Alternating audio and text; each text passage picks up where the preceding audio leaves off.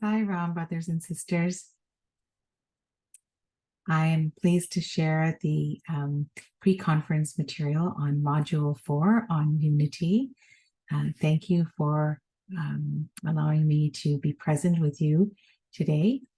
I would like to really talk about the module on Unity because this is such an important topic for Swami. And as you know, Swami stresses unity in his organization and unity among humanity in many of his discourses. So let's see what Swami has to say. Swami says, see the world with the vision of truth. All are one. All are essentially divine. The Vedanta declares that the Atmic principle is the underlying unity in diversity. Bulbs are many, but the same current flows in all of them. Likewise, the Atmic principle exists in all. Man's inability to understand this principle of unity is the cause of his ignorance. True humanness lies in understanding unity in multiplicity. You have to develop samyak drishti, correct vision, in order to develop unity. This was Buddha's first teaching, Baba. So when we understand Swami's quote, he wants us to see the divinity in all. When we say Namaste or Sai Ram, we are honoring the divinity in each other. Namaste means my divinity is honoring the divinity in you. So that brings the bond of oneness.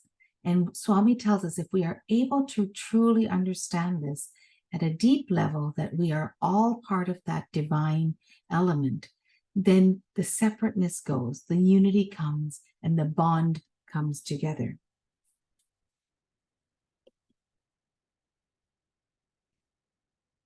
Swami talks very much about the organization being a key opportunity for us to develop our spiritual progress and to lead the organization on certain principles. The organization is meant for us, for our own spiritual growth. He says, the units of the Sai organization have to exemplify and promote the unity in diversity as taught by Sanatana Dharma. The very purpose with which this organization was formed is to stress on this unity. In this gathering, people from many countries speaking many languages, belonging to many races, are present. They are all single-mindedly united in love for Sai and in love from Sai, in spite of differences in nationality, creed, race, color, and dress. This is my real task. This is the consummation of the yearnings of ancient seers and sages of this land. Develop this oneness, this unity in love. Hold it ever before you as an ideal. Baba. So what does Swami tell us here? Swami is saying that this is what he wants from us as a leader in the organization. He wants us to be the role models. He wants us to be the messengers of his message of unity. We must exemplify that. And if you see Swami's quote, he's saying that this is the epitome of all the messages of all the ancient seers and sages of the land. This is his mission. His real task is to develop this unity among humanity.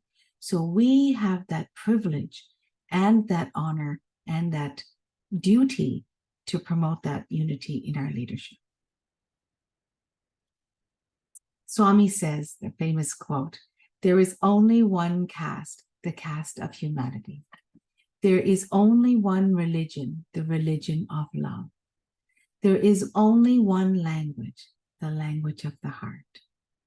If these basic ideals are followed, there will be no room for petty differences and mutual recrimination. Baba.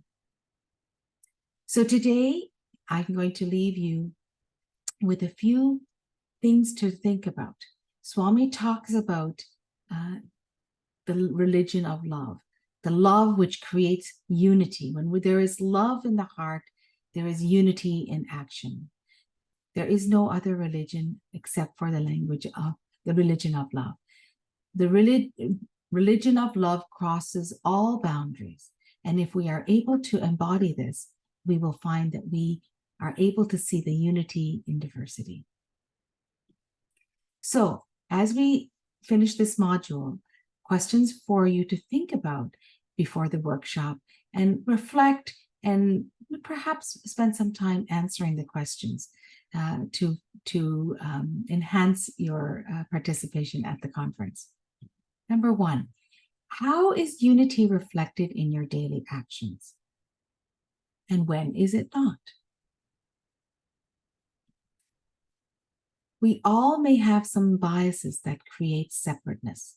Think about that. Reflect on some of the biases you may have personally. What are the things that we do that create otherness? That's an other group separate from me. Those are other people separate from my understanding. How can we shift our thoughts towards unity so that it is reflected in our actions? That doesn't mean we will not have differences. There will be differences and diversity, but how do we still embody the unity in diversity and understanding that the underlying principle is the divine connection between us all?